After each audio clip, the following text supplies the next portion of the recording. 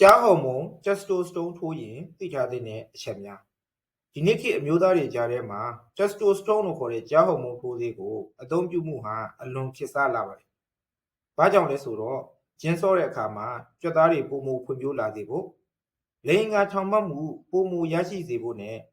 လိင်္ဂါကြီးထွားစေဖို့ဆိုတဲ့မျှော်လင့်ချက်တွေနဲ့ပဲဖြစ်ပါတယ်။ဒီလိုရည်ရွယ်ချက်တွေနဲ့ testosterone ဟော်မုန်းထိုးသေးကိုသုံးစွဲကြပေမဲ့ဆေးထိုးလိုက်တဲ့အခါမှာခန္ဓာကိုယ်ထဲမှာတဘာဝအတိုင်းထွက်ရှိနေတဲ့ testosterone ဟော်မုန်းဓာတ်တွေနှဲပါသွားတာဒါမှမဟုတ်ပန်းသေးပန်းညှိုးတာလိုမျိုးမလိုလားအပ်တဲ့ပြဿနာတွေဖြစ်လာတတ်ပါတယ်။ဒါကြောင့်ဒီနေ့မှာတော့ကျွန်တော်က testosterone ထိုးသေးနဲ့ပတ်သက်ပြီးတော့သိထားတဲ့အချက်တွေကိုပြောပြပေးမှာဖြစ်လို့ကျွန်တော်ရဲ့ဗီဒီယိုလေးကိုအဆုံးထိကြည့်ရှုပေးပါဦးခင်ဗျာ။ testosterone ဆိုတာအမျိုးသားတစ်ယောက်ရဲ့ယောက်ျားပိသားမှုကိုအဓိကဖန်တီးပေးတဲ့ဟော်မုန်းဖြစ်ပြီးတော့ပုံမှန်အားဖြင့်မျိုးသားတွေရဲ့ပွေးသေးနဲ့အဒီနယ်ဂလန်ကနေထုတ်လုပ်ပေးပါတယ်။ဒီဟော်မုန်းကခန္ဓာကိုယ်ကြီးထွားစေဖို့ကြွက်သားတွေဖွံ့ဖြိုးတိုးတက်စေဖို့ကိုယ်ခန္ဓာအနှံ့ပြားမှာအမွေးအမြင့်တွေပေါက်လာစေဖို့ယောက်ျားတစ်ယောက်ရဲ့အတန်ဩဇာနဲ့လိင်စိတ်ဆန္ဒတွေကိုထိန်းချုပ်ပေးပါတယ်။အကြောင်းကြောင့်ခန္ဓာကိုယ်ထဲမှာ testosterone ဟော်မုန်းနည်းပါးလာတဲ့အခါမှာတော့လိင်စိတ်ဆန္ဒတွေလျော့နေတာလိင်ဉာဏ်လုံးဝမထောင်မှတ်တော့တာတုတ်ထွက်နေတာအလွယ်တကူပင်ပန်းနွမ်းနယ်လွယ်ပြီးတော့အာရုံမြင်တာလိုမျိုးလက္ခဏာတွေခံစားနိုင်ပါတယ်။အသက်အရွယ်ရလာတဲ့အခါမှာ testosterone ဟော်မုန်းထုတ်လုပ်မှုကနည်းလာတတ်ပေမဲ့တချို့သူတွေမှာတော့ယောဂအခန့်တစ်ခုခုကြောင့်ဒါမှမဟုတ်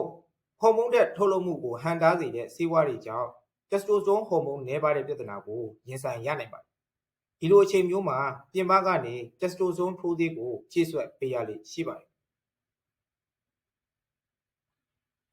testosterone ထိုးသေးကိုအမှန်တကယ် testosterone ဟော်မုန်းချို့တဲ့နေတဲ့သူတွေနဲ့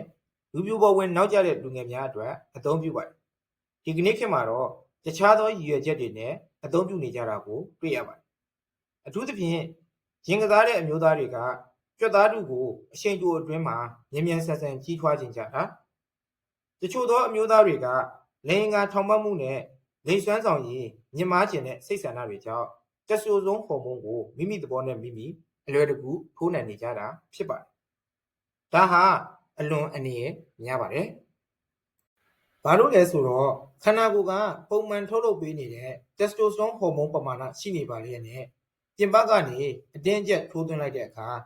ခန္ဓာကိုယ်ရဲ့သဘာဝဟော်မုန်းထုတ်လုပ်မှုစနစ်ကိုပျက်စီးစေပြီးတော့ဟော်မုန်းထုတ်လုပ်မှုကိုလုံးဝရပ်တန့်သွားစေနိုင်ပါတယ်။အဲဒီလိုရပ်တန့်သွားခြင်းကြောင့်ဆေးဖြတ်လိုက်တဲ့အချိန်မှာမူလကတည်းကဟော်မုန်းဓာတ်ပိုနည်းသွားပြီးတော့ပန်းသေးပန်းညှိုးတာတွေဖြစ်လာနိုင်ပါတယ်။ဒါကြောင့်ဆေးထိုးမယ်ဆိုလို့ရှိရင်ကိုယ်ခန္ဓာကိုယ်က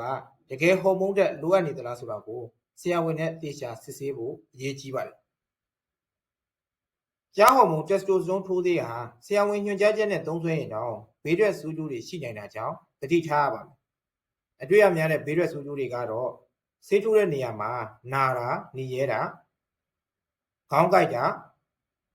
ဝက်ရှံထွက်တာပြုတ်အန်တာ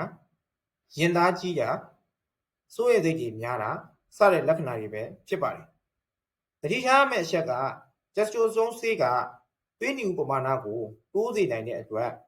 သွေးပစ်ခဲမှုဖြစ်နိုင်ပြီးတော့နှလုံးနဲ့သွေးကြောဆိုင်ရာပြဿနာတွေကိုဖြစ်နိုင်ပါတယ်။ဒါပြင်စီးကျိတ်နဲ့ပတ်သက်တဲ့ပြဿနာတွေကိုလည်းပိုဆိုးစေနိုင်ပါတယ်။ဒီဆေးကိုစီးကျိတ်ကင်ဆာရှိတဲ့သူတွေရင်သားကင်ဆာရှိတဲ့သူတွေခန္ဓာကိုယ်မှာသွေးနီဥများတဲ့ပြဿနာရှိတဲ့သူတွေနှလုံးအားနည်းတဲ့သူတွေအသက်ယောဂနဲ့ကြောက်ကက်ယောဂရှိတဲ့သူတွေလုံးဝမသုံးစွဲသင့်ပါဘူး။အနည်းချုပ်ပြောရရင်ကြားဟော်မုန်း testosterone ထိုးသေးဟာကိုယ့်ရဲ့ကိုယ်ပိုင်ဆုံးဖြတ်ချက်နဲ့သုံးရမယ့်ဆေးမဟုတ်ဘဲနဲ့ဆရာဝန်ရဲ့ညွှန်ကြားမှုအောက်မှာသာစနစ်ကျသုံးစွဲသင့်တဲ့ဆေးဖြစ်ပါတယ်။သင်ရဲ့ကျန်းမာရေးကိုကာကွယ်ဖို့မလိုလားအပ်တဲ့ဆိုးကျိုးတွေမဖြစ်အောင်ချောင်ရှားနိုင်ဖို့အတွက်စနစ်ကျသေချာစစ်ဆေးပြီးလိုအပ်တဲ့အချိန်အတိုင်းတိတိကျကျထိုးနှံပါလို့ကျွန်တော်ကအကြံပြုပါတယ်။ဒါကတော့ကြားဟော်မုန်း testosterone ထိုးသေးနဲ့ပတ်သက်ပြီးတော့သိထားတဲ့အချက်တွေကိုကျွန်တော်ကပြောပြပေးသွားတာပဲဖြစ်ပါတယ်။ဒီကြောင်းအရာနဲ့ပတ်သက်ပြီးသိကျင်တဲ့အချက်တွေရှိသေးတယ်ဆိုလို့ရှိရင်လည်းကွန်မန့်မှာမေးခဲ့လို့ရပါတယ်။အားလုံးကိုကျေးဇူးတင်ပါတယ်ခင်ဗျာ။